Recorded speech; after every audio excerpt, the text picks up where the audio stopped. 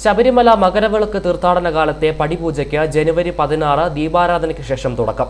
വ്രതാനുഷ്ഠാനങ്ങളോടെ ഇരുമുടിക്കെട്ടേന്തി അയ്യപ്പ ദർശനത്തിനെത്തുന്ന ഭക്തർ കയറുന്ന പവിത്രമായ 18 പടികളിലും പൂക്കളും പട്ടുവസ്ത്രങ്ങളും ദീപങ്ങളും അർപ്പിച്ചായിരുന്നു പടിപൂജ.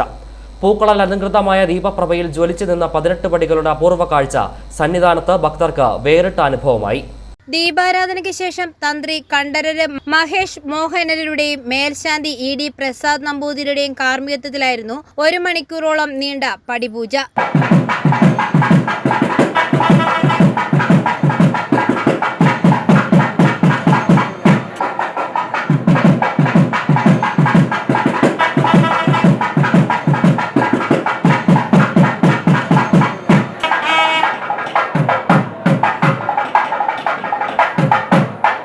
പൂജയുടെ ഭാഗമായി 18ാം പടി കഴുകി വൃത്തിയാക്കി മധ്യഭാഗത്തായി പട്ടുവിരിച്ചു. പട്ടിന്റെ ഇരുവശത്തും വലിയ ഹാരങ്ങൾ കൊണ്ട് അലങ്കരിച്ചു. 18 പടികളിൽ ഇരുവശത്തും നിലവിളക്ക് തെളിച്ചു. പടികളിൽ പൂജാദ്രവ്യങ്ങളും വെച്ചു. പിന്നീട് ഓരോ പടികളിലും കുടികൊള്ളുന്ന മലദൈവങ്ങൾക്ക് പൂജ നടത്തി. ഓരോ പടിയിലും ദേവചൈതന്യം ആവാഹിച്ചിട്ടുണ്ടെന്നാണ് വിശ്വാസം. ശബരിമല അടക്കമുള്ള 18 മലകളെയാണ് പടികൾ പ്രതിനിധാനം ചെയ്യുന്നതെന്നാണ് സങ്കല്പം.